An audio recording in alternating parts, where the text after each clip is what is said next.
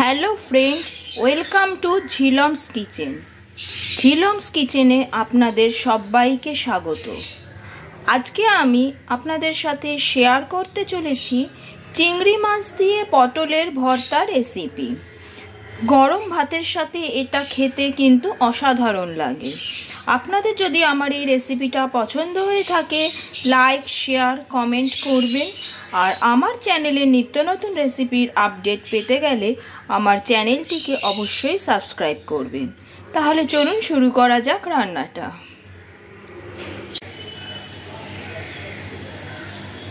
চিংড়ি মাছ দিয়ে পটলের ভর্তা বানানোর জন্য আমি প্রথমে চিংড়ি মাছগুলোকে ভালো করে ধুয়ে পরিষ্কার করে নুন হলুদ মাখিয়ে রেখেছি।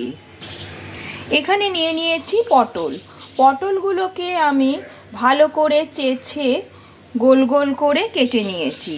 খোসাগুলোকে কি শুদ্ধই কিন্তু আমি রান্নাটা করব।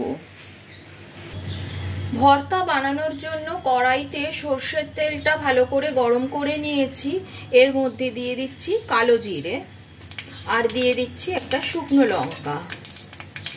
এটাকে কয়েক সেকেন্ড তেলের মধ্যে নাড়াচাড়া করে এর মধ্যে আমি দিয়ে দিচ্ছি থেতো করে রাখা রসুন। আমি এখানে 4-5 কোয়া মতো রসুন দিয়েছি। রসুনটাকে তেলে একটু সাঁতলে নিতে হবে।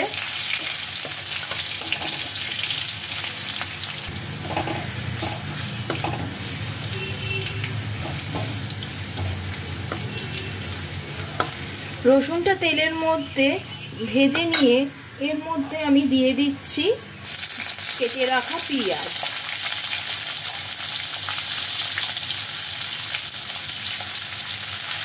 পেঁয়াজটাকেও ভালোভাবে একটু ভেজে নিতে হবে।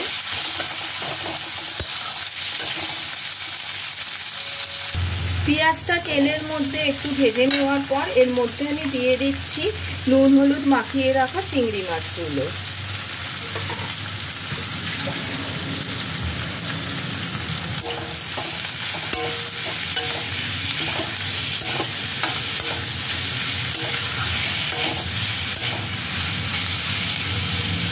চিংড়ি মাছগুলোকে তেলের মধ্যে খানিকক্ষণ একটু নাড়িয়ে নিয়ে এবার এর মধ্যে দিয়ে দিচ্ছি কেটে রাখা পটল। একইভাবে পটলগুলোকেও সব কিছুর সাথে ভালো করে মিশিয়ে নেব।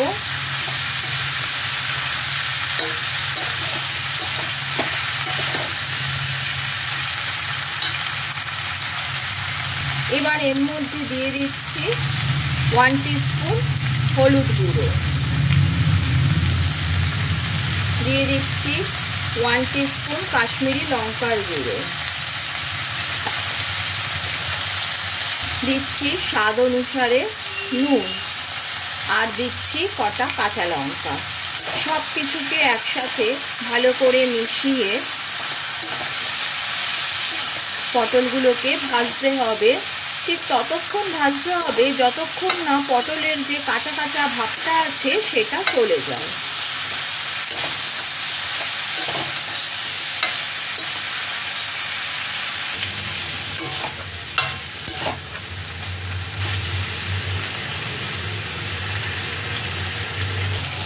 পটলের কাঁচা ভাবটা চলে গেছে।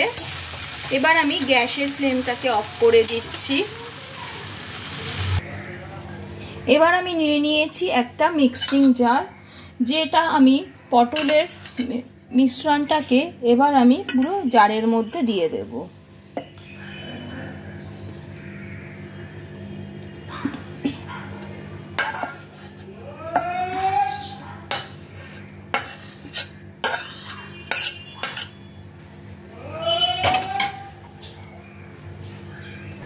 সমস্তটা মিক্সিতে ভালো করে পেস্ট করে নিচ্ছি।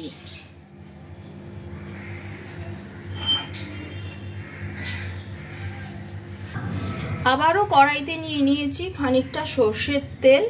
এর মধ্যে এবার দিয়ে দিচ্ছি পেস্ট করে রাখা পটলটা।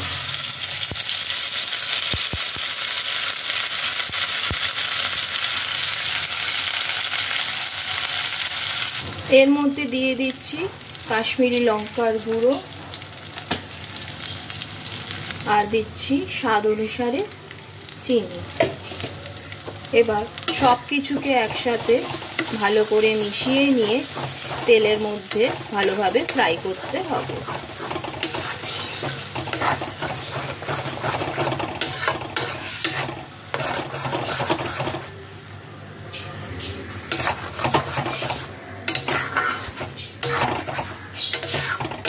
এভাবে ভালো করে নাড়িয়ে পেস্টটাকে টানাতে হবে।